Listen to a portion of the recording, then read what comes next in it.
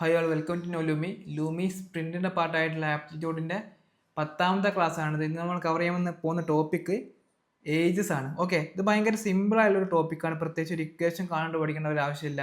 Direct ആയിട്ട് question ചോദിക്കുകയും ചെയ്യും. നിങ്ങൾക്ക് എന്ത് ഉണ്ടായാൽ മതി, കൂട്ടാനും കുറയ്ക്കാനും അറിയണം. അതുപോലെ തന്നെ ഒരു തന്ന സ്റ്റേറ്റ്മെൻറ്റ് അത് വായിച്ച് മനസ്സിലാക്കാനുള്ള ഒരു കഴിവും കൂടി ഉണ്ടായാൽ മതി. ഓക്കെ, അപ്പോൾ നമുക്ക് ഫസ്റ്റ് ഒരു ക്വസ്റ്റ്യൻ ചെയ്ത് നോക്കാം. എന്താ പറഞ്ഞത്?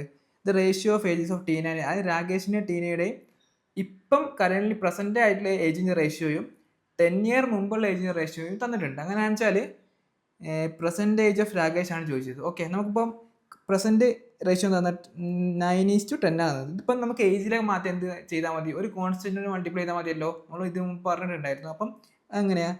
9x 10x ആണ് പ്രസൻറ്റ് ഏജ്. പിന്നെ എന്താ പറഞ്ഞത്? 10 years ago, അതായത് 10 കൊല്ലം മുമ്പുള്ള ഏജ് കാണാൻ എന്ത് ചെയ്താൽ മതി?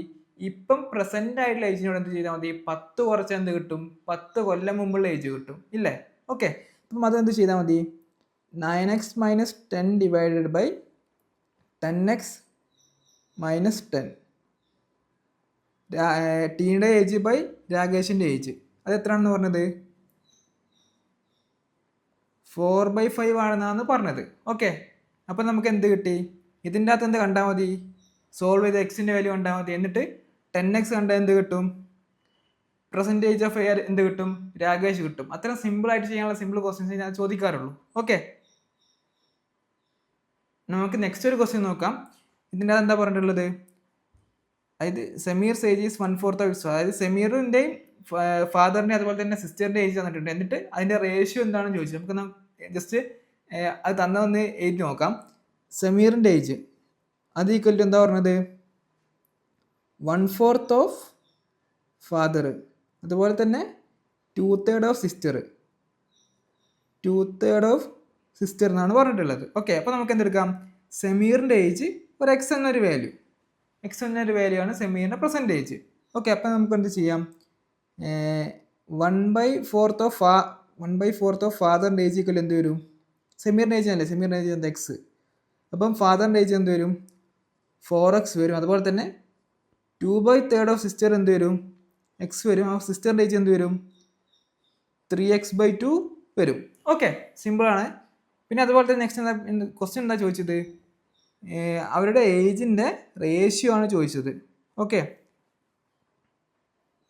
ആദ്യം സെമീറിൻ്റെ എന്താണ്? എക്സ് ആണ്. പിന്നെന്താണ്? റീമേൻ്റെ എന്താണ്? 3x/2 ആണ്. അതുപോലെ തന്നെ ഫാദറിൻ്റെ എന്താണ്? 4x ആണ്. നമുക്ക് എന്ത് ചെയ്യാം? ഇവിടെ എക്സ് കട്ട് ചെയ്യാൻ പറ്റും. അപ്പോൾ എന്ത് വരും? 1:3/2:4. ഇത് നമുക്ക് എങ്ങനെ സിംപ്ലിഫൈ ചെയ്യാൻ പറ്റും?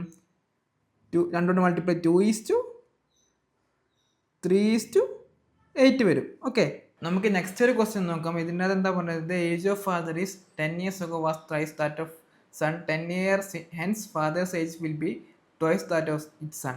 Find the ratio of their present age. Okay, ഇപ്പം നമ്മളിവിടെ എന്താ തന്നത്? 10 ഇപ്പം പ്രസൻറ്റ് സിനാരിയോ. ഇപ്പം 10 കൊല്ലം മുമ്പ് എന്തായിരുന്നു? നമുക്കിപ്പോൾ സണ്ണിൻ്റെ ഏജ് എന്താക്കി എടുക്കാം? 10 കൊല്ലം മുമ്പുള്ള സണ്ണിൻ്റെ ഏജ് എന്താ? 10 years ago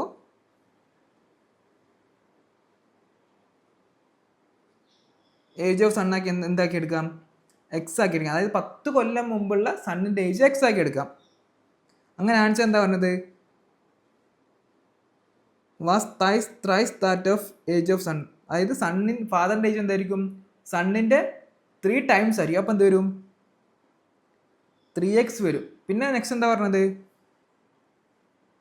ഈ പ്രസൻറ്റ് കേസിൽ നിന്ന് 10 കൊല്ലം കൂടി കഴിഞ്ഞാൽ, അതാണ് സെക്കൻഡ് പറഞ്ഞത്. അവിടെ എന്താ പറഞ്ഞത്? Father's age will be twice that of son, സണ്ണിൻ്റെ ഡബിൾ ആയിരിക്കും. ഓക്കെ, അപ്പം നമുക്കിപ്പോൾ ഈ ഒരു സ്ഥലത്ത് എത്തുമ്പോഴുള്ള ഏജ് കിട്ടണം. അപ്പോൾ എന്ത് ചെയ്യണം?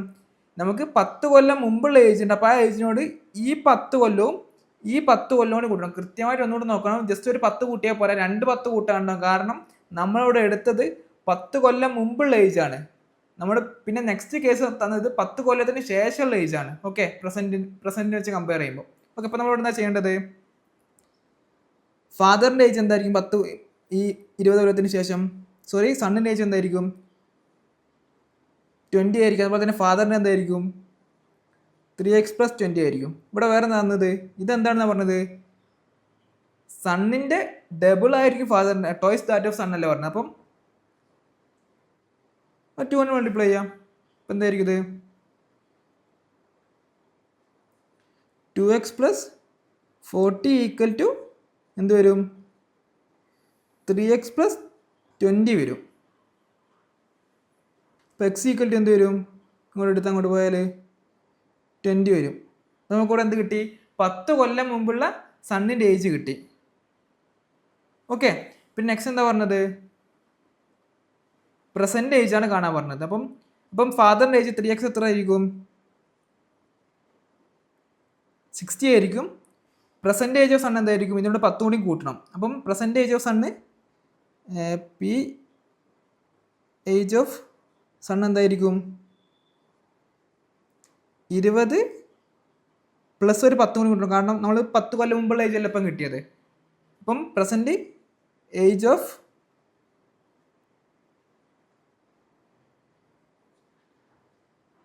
ഫാദർ എന്തായിരിക്കും? 60 + 10 ആയിരിക്കും. എത്ര ഉണ്ടാവും?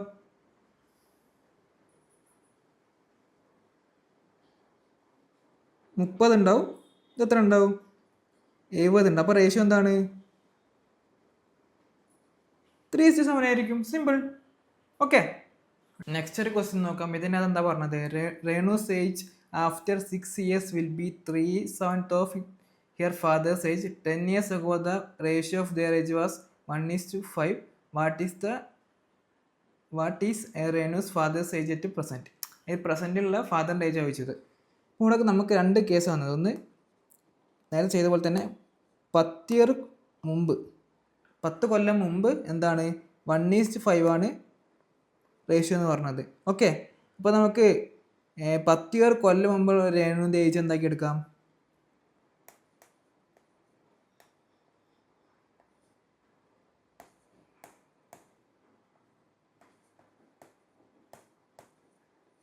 എന്താക്കി എടുക്കാം?